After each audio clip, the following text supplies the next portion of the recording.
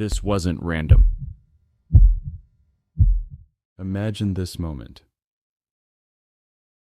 Someone asks you a simple question. Why didn't you reply yesterday? The tone is neutral. Nothing aggressive, nothing dramatic, but something in your body reacts immediately. You start explaining. Too quickly. You add details that were never asked for. You apologize even though no one accused you of anything. And only later, maybe hours later, you realize something strange. You never actually decided to react that way. It just happened. Your body moved before your mind caught up. The strange speed of certain reactions.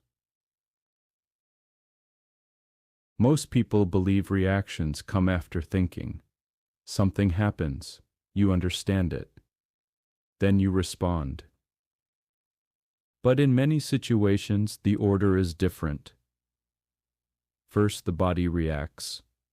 Then the mind tries to understand why. That is why people often say things like, "I don't know why I reacted like that. I knew it wasn't a big deal, but my body didn't listen. I started explaining before I even understood the question." The reaction was already moving. Logic arrived later. A very small example. Imagine you send someone a message. Normally, they reply quickly. Today they don't. 30 minutes pass, then an hour. Nothing. For some people, this is mildly annoying. For others, something else happens. Attention sharpens. You start rereading the last message. Did I say something wrong? Was the tone strange? Should I send another message? Maybe I should explain what I meant. Maybe they're upset. The mind begins building explanations very quickly. But the strange part is this: nothing actually happened yet. Only silence. Still, the body is already reacting. Where this speed comes from. The brain is constantly predicting what might happen next. It studies patterns from the past and prepares responses before certainty exists. Usually this helps us. If a car suddenly moves toward you, your body jumps back before you consciously think. But trauma changes what the brain becomes sensitive to. It teaches the nervous system that certain small details matter more than they seem. A tone, a pause, a delayed response, a look of disappointment. Because at some point in the past, those small details were not small. They were the beginning of something bigger. When the body recognizes a pattern. Imagine a child growing up in a house where arguments start suddenly. The room is calm, then someone sighs or pauses or asks a question in a particular tone, and a few minutes later everything explodes. After enough experiences like that, the body learns something important. The first signal matters. So years later, in completely different environments, the system still watches for that signal. A pause in someone's voice, a change in expression, a delayed reply. And the body prepares immediately, even if the present moment is harmless. The 4 fast reactions. When the nervous system thinks something might go wrong, it usually chooses one of 4 quick strategies. Sometimes people fight, not necessarily with anger. Sometimes it looks like sudden defensiveness, correcting the other person quickly, explaining everything in detail, trying to control the situation before it turns against them. Sometimes people run. not physically, but conversationally. They change the subject, they rush through the moment, they end the interaction quickly. Sometimes people freeze. They stop talking. Their mind goes blank. Later, they think of everything they wanted to say, but in the moment, nothing came. And sometimes people do something very socially acceptable. They please, they agree quickly, they smooth the atmosphere. They become extremely cooperative. From the outside, it can look like kindness, but sometimes it is a survival strategy.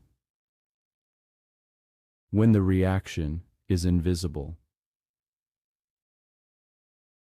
One of the most confusing parts of trauma responses is that they are often invisible.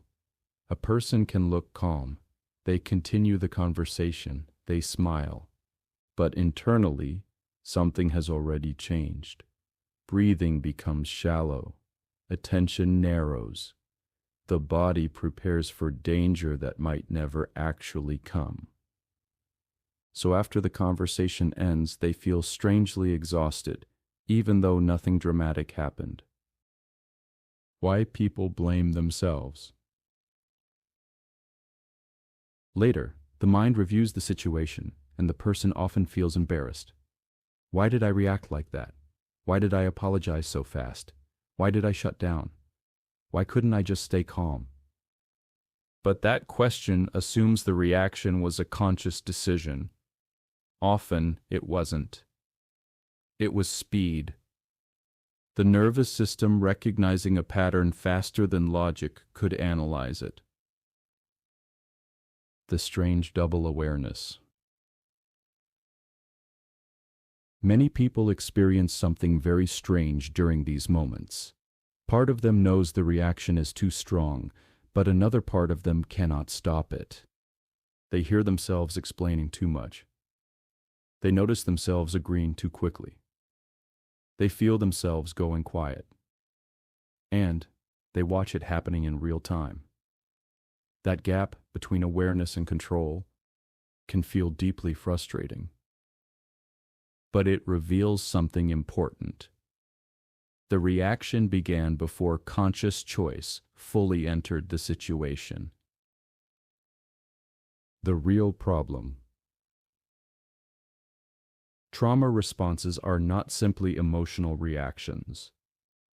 They are efficient reactions learned in an earlier environment.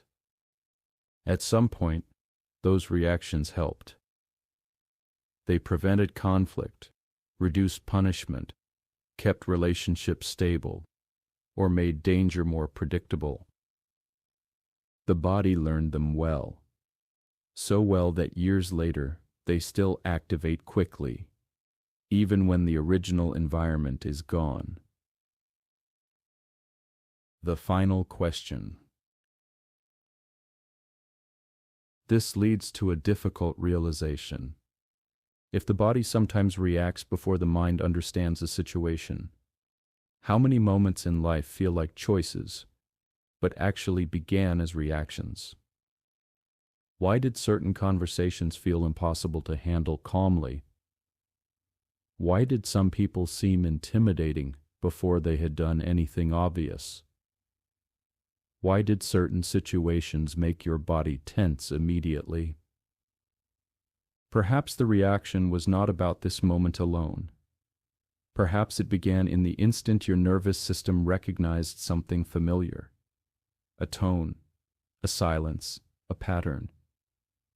And decided long before logic arrived that it already knew what came next.